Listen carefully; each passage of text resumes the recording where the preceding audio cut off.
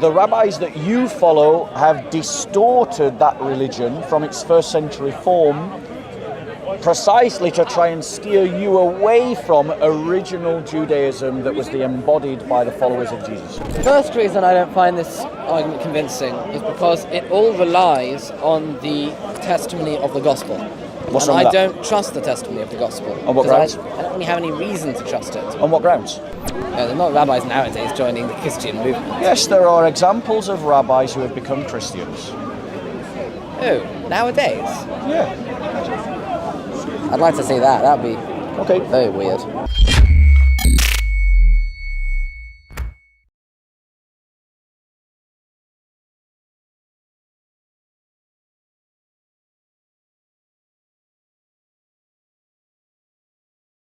Tell me, what was it about Jesus that the rabbis missed? Why is it that when they were looking for a Messiah and this guy came along, Yep. and they didn't think he was the Messiah? Why didn't they think that?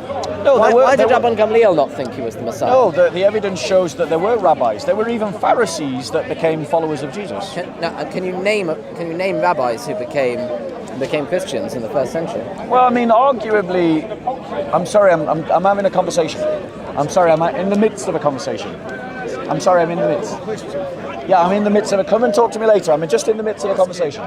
So in terms of,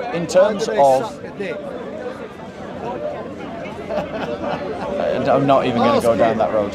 Sorry.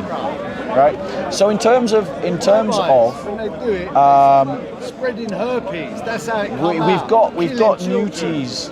I mean, this is just babies. sadly this is just anti-Semitic slurs. Shut up. This is just anti-Semitic slurs. Well, it's in the Talmud, And people should be Rabbis are ashamed doing it, you for dickhead. trying to stir up antagonism towards the Jewish people by making statements like that. Shame on you for doing that.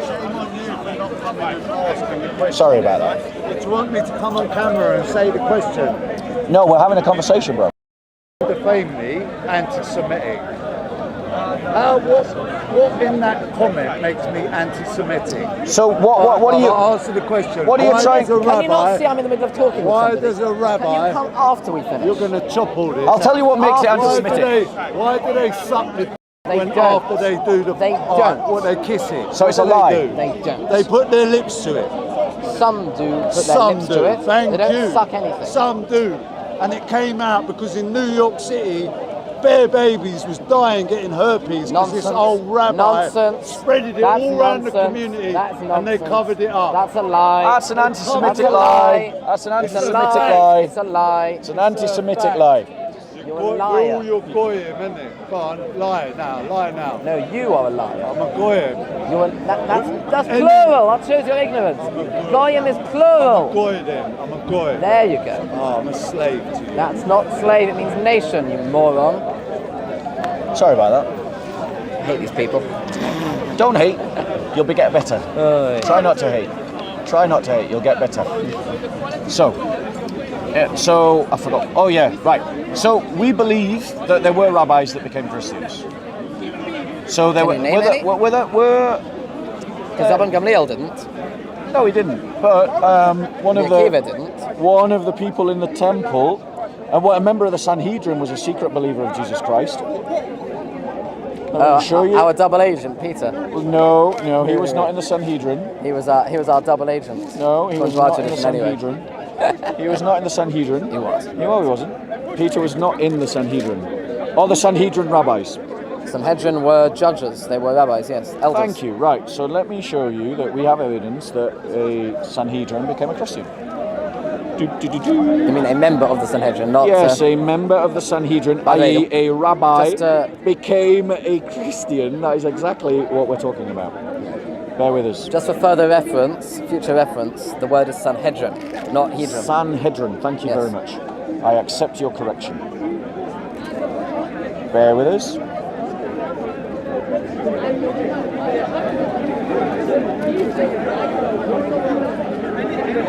When it was evening, there came a rich man from Arimathea named Joseph, who himself had also become a disciple of Jesus. This man went to Pilate and asked for the body of Jesus. The Pilate ordered to be given, and Joseph took the body and wrapped it in a clean linen cloth and laid it in a new tomb which had been hewn out from the rock. He rolled a large stone against the entrance of the tomb, and Mary Magdalene was there, and others, Mary sitting opposite the grave. Let me just...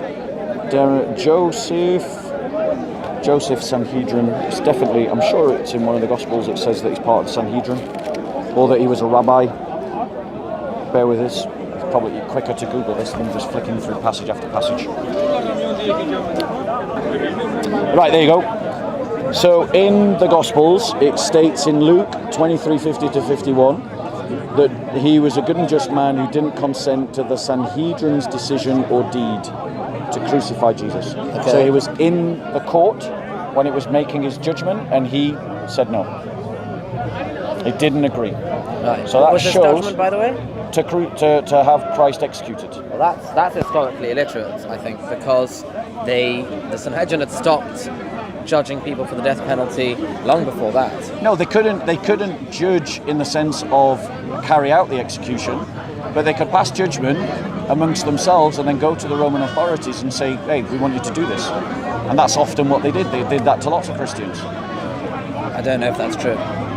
No, blatantly isn't. That's the crucifixion of Jesus Christ is not a deniable fact. I'm not denying that this person was crucified. Why would what reason would the Romans have to crucify Jesus Christ? He had no army. He claimed no earthly kingdom. Causing trouble. And who was he causing trouble amongst? Well, everyone. Going around saying you're the Messiah. So who would have accused him of trouble? The Jews would have... Right. So the Jews deemed him worthy of death, and they went to the Romans and said, kill this guy, he's causing trouble. You think the Romans would not have also been a bit wary about some guy saying he's the Messiah? Yes, there's evidence that they killed other messiahs, absolutely. But the reason why they killed other messiahs is because these people tended to lead bands and zealots and get in fights with the Romans. Right.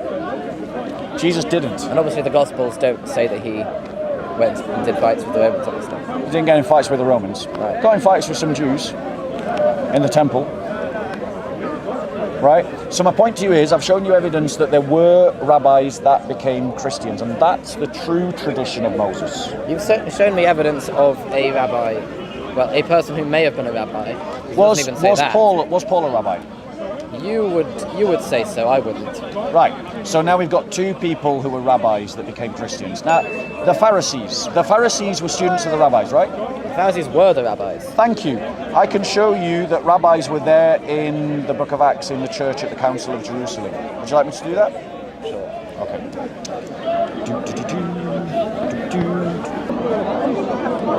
Because remember, our debate now is about, because you've kind of given up on the form thing and the image thing, our debate now is whether we have a legitimate claim to the rabbinic tradition of Moses. Right. And I am trying to demonstrate from first century evidence that we do.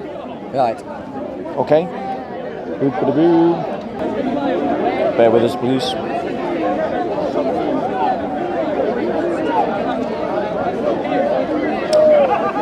You know who else said bear with us, please? Alicia. Go on. The Bears.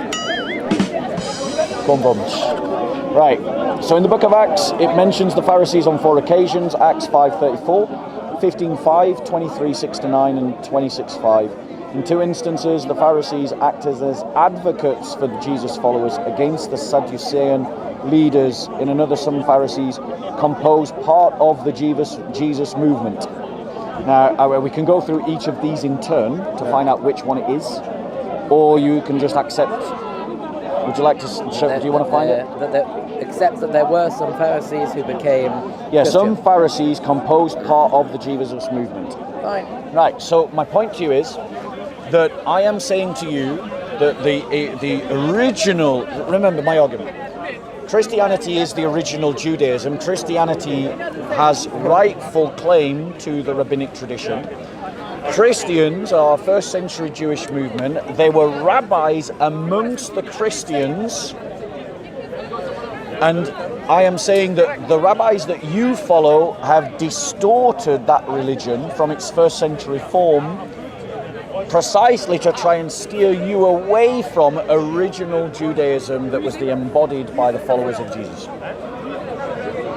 And if I can, and I've shown to you now that we have rabbis in the first century who were Christian, which means that they would have been students of the tradition of Moses.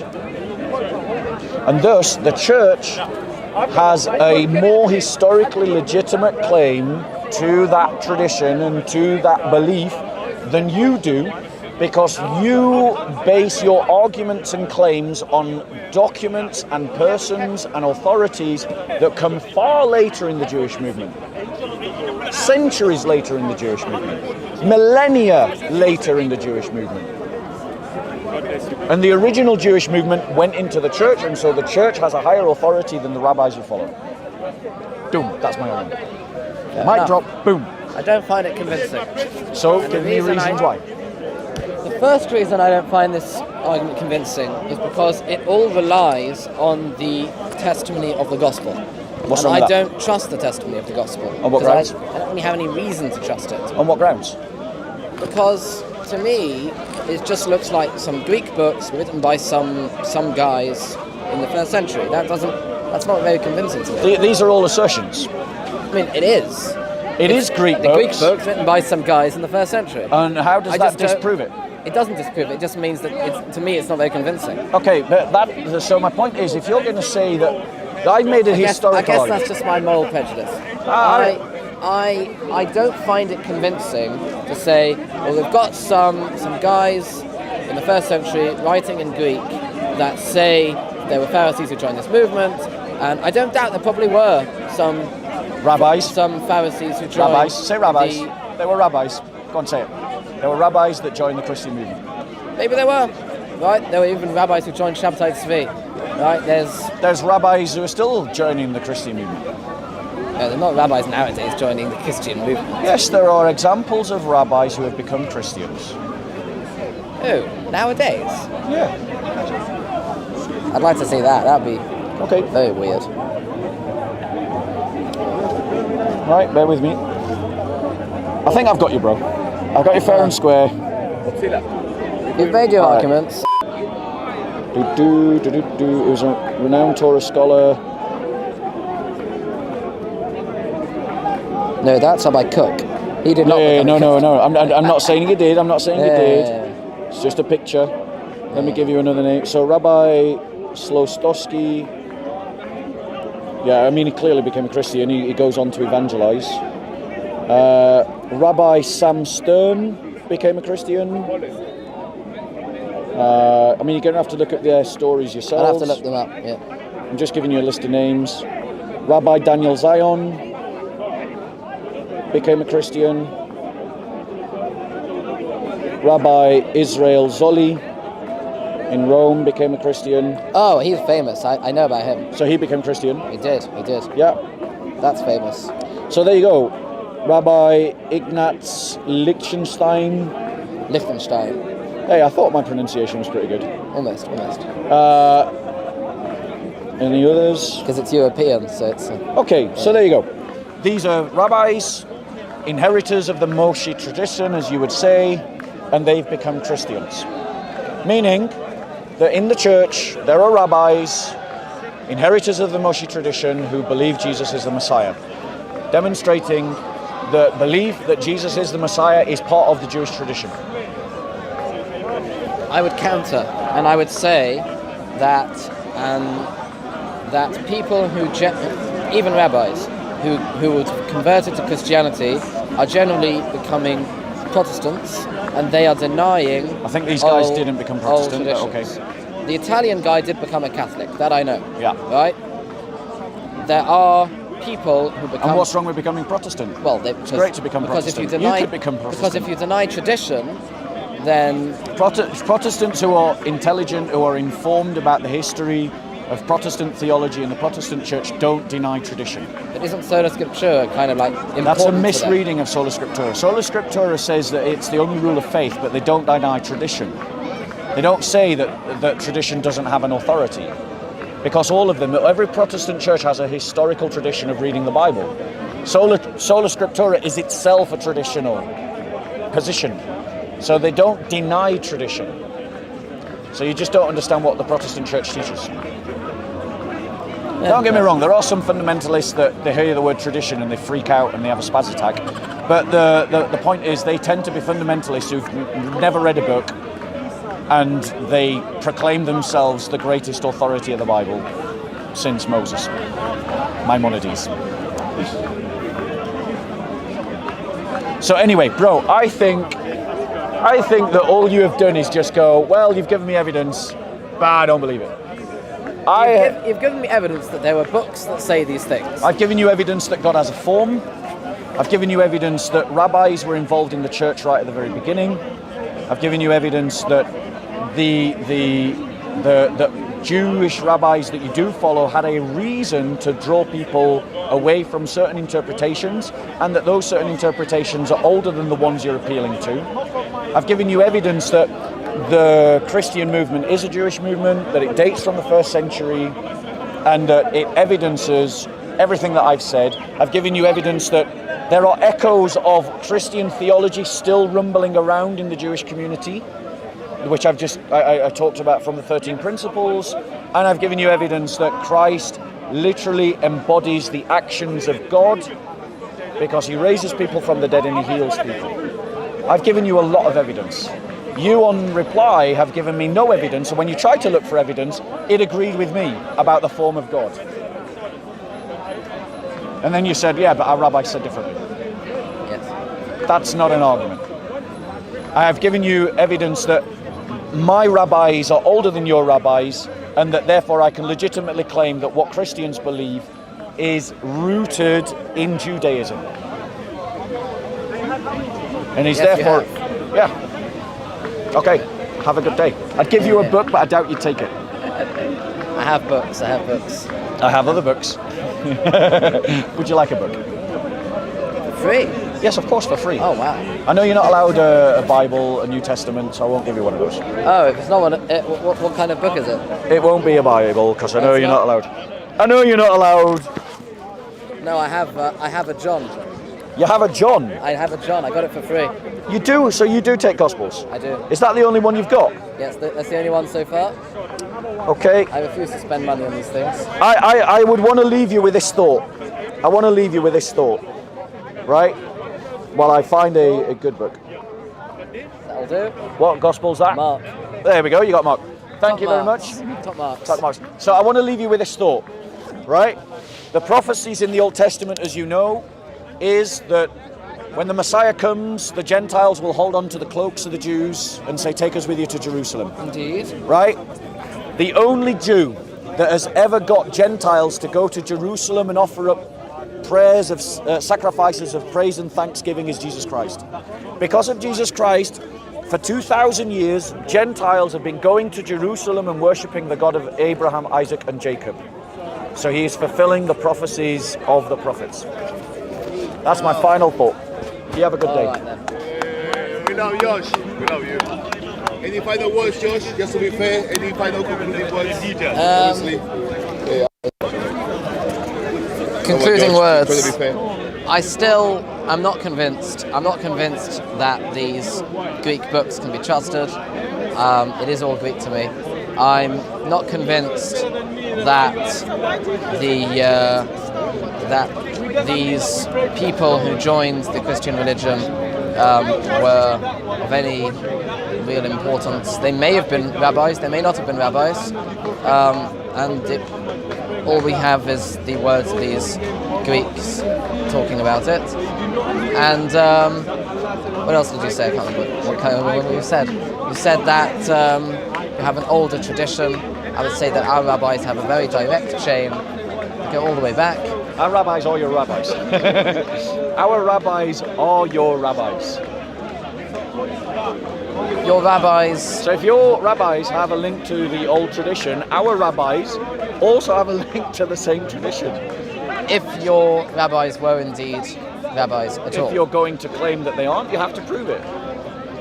I'm not going to claim that they aren't. Instead, I'm simply going to say that we don't have evidence. I don't have convincing evidence that they are?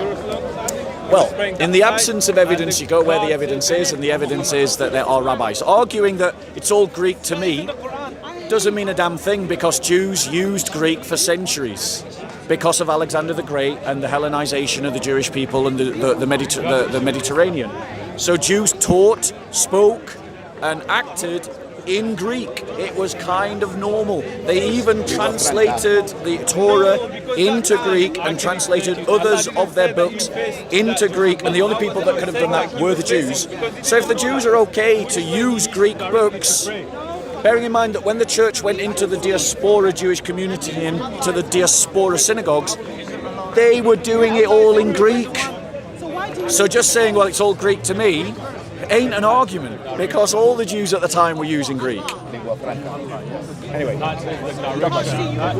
You're a good man. I like talking with you.